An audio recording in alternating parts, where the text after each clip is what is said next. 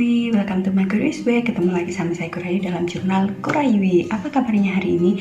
Semoga kita semua selalu dalam lindungan Tuhan Yang Maha Esa, diberi kelimpahan berkah berupa kesehatan dan kebahagiaan. Amin. Tahun 2022 ini sepertinya masih menjadi tahun perjuangan bagi saya ya.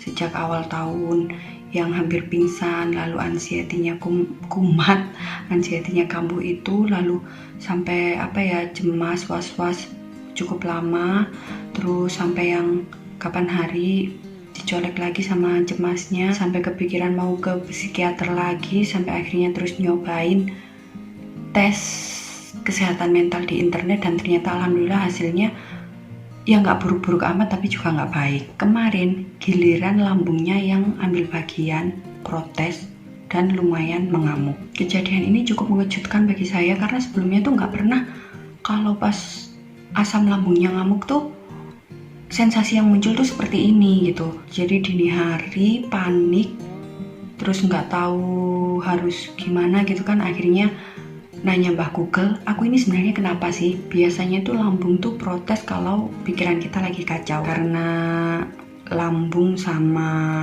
otak berhubungan. Jadi kalau otaknya error, lambungnya juga ikut error. Atau kalau enggak karena kita salah makan atau telat makan. Terus sensasi yang nongol tuh biasanya mual, perut terasa penuh, bahkan sampai perih di perut bagian kiri atau nyeri di ulu hati. Apa yang saya alami kemarin tuh rada beda. Posisinya pas lagi tidur malam gitu ya. Nah sebelumnya tuh nggak ada keluhan kayak biasanya kan kalau mau kambuh tuh ya itu tadi ada kayak sinyalnya sendiri gitu kan. Itu sebelumnya tuh nggak ada sinyal karena hari sebelumnya saya puasa.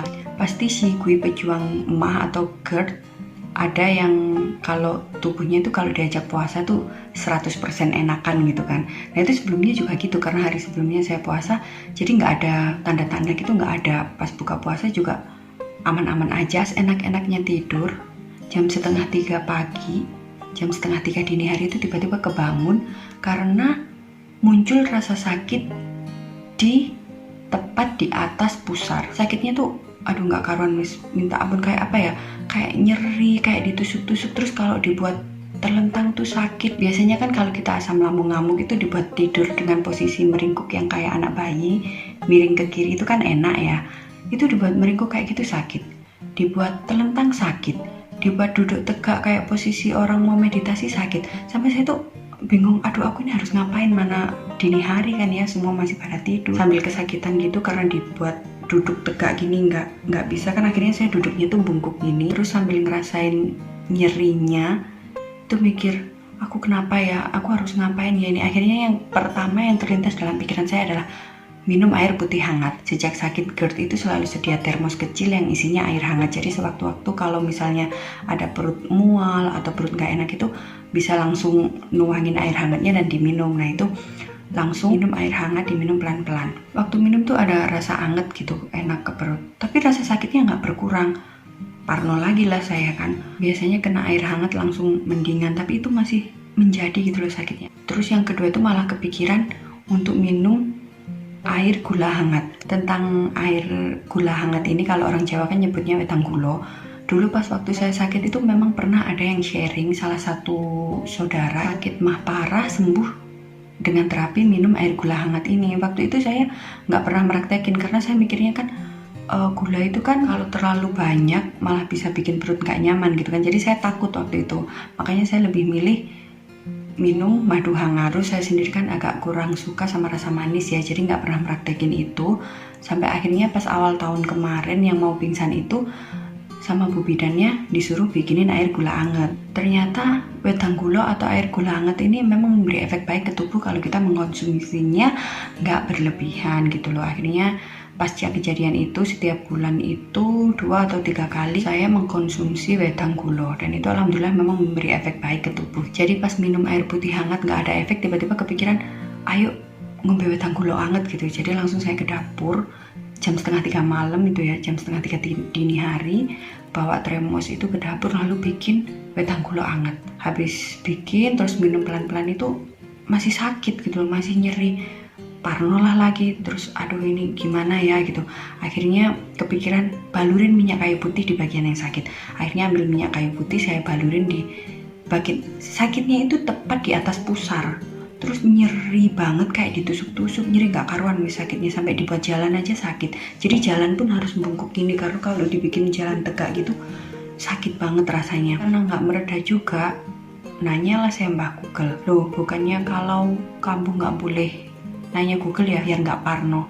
Tapi mau gimana lagi, jam 2:30 malam gak mungkin kan saya menghubungi senior-senior dari grup guy cuman buat curcol di pagi buta kayak gitu. Akhirnya ya larinya ke Google. Alhamdulillah hasil pencarian itu kok dua hasil teratas itu menunjukkan penyebab rasa sakitnya tuh bisa jadi karena gangguan pencernaan dan karena mah. Itu saya lega, oh berarti ini sakitnya bukan sakit yang aneh. Saya nggak baca yang bagian bawah-bawahnya ya, soalnya biasanya kan kalau artikel di Google itu atas gejala yang ringan-ringan dulu, kemungkinan yang ringan-ringan dulu, ke bawah kan makin ngeri. Jadi saya nggak baca karena di bagian atas disebutkan gangguan pencernaan sama mah. Karena sakitnya nggak berkurang, akhirnya saya minum antasida untuk meredakan. Itu sakitnya masih nggak berkurang sampai azan subuh. Azan subuh itu masih sakit, masih kalau bahasa orang Jawanya poyang-paying. Saya sampai kepikiran gini, kalau misalnya habis minum antasida ini nggak berkurang sakitnya, nanti kalau udah matahari terbit saya mau ke IGD. Saya sampai kepikiran gitu, saking takutnya kan ya. Alhamdulillah habis sholat subuh itu berkurang. Jadi sholat subuh itu juga sambil nahan sakit gitu kan, karena nggak bisa tegak gini jadi agak bungkuk gitu. Alhamdulillah setelah sholat subuh sakitnya berkurang, walaupun nggak hilang sama sekali gitu, karena hari itu ada jadwal yang harus dikerjakan gitu ya, jadi sambil nahan sakit sambil tetap kerja gitu. Alhamdulillah makin siang tuh gejalanya, sensasinya makin gak kerasa dan hilang sama sekali. Beneran bikin parno karena biasanya seperti yang saya sebut tadi, kalau asam lambung ngamuk itu kalau nggak perut terasa penuh terus mual, sendawa mulu, paling parahnya ya nyeri di perut kiri dan nyeri di ulu hati. Kalau yang tepat di atas pusar rasanya kayak ditusuk-tusuk, sakit sampai dibuat duduk salah, dibuat tidur meringkuk salah, dibuat tidur terlentang salah, karena tetap sakit makin menjadi. Gak gitu posisinya pas ya enak-enaknya tidur, kebangun gara-gara rasa sakit itu kan makin parno. Ini kenapa? Untungnya hasil pencarian Google-nya nggak ngeri-ngeri amat gitu ya. Nomor 1 sama 2 langsung gangguan pencernaan sama mah. Udah saya lega karena memang itu penyakit saya gitu kan. Cuman yang nggak sempat saya lakukan adalah mengompres di bagian yang sakit itu dengan air hangat. Padahal udah kepikiran ya, misalnya kalau nggak ada perubahan sama sekali, nanti mau bikin air hangat dalam botol buat ngompres perutnya. Kok alhamdulillah habis sholat subuh itu gejalanya berkurang, jadi kayak udah mulai bisa aktivitas agak normal, walaupun masih agak bungkuk juga. Terus kadang kalau misalnya dibuat ngapain itu masih tiba-tiba kayak jedut gitu sakitnya. Tapi alhamdulillah udah bisa aktivitas. Sambil aktivitas tuh sambil nginget-nginget apa yang salah sama aku ya kemarin. Apa aku salah makan? Terus keinget kalau menu buka puasa itu masakannya ada irisan cabenya. Dan karena mungkin efek PMS juga kali ya, biasanya kan kalau cewek PMS tuh pengennya makan pedas-pedas gitu ya. Karena dibuang sayang, akhirnya irisan cabenya tuh saya habiskan, padahal biasanya tuh saya pinggirin gitu loh.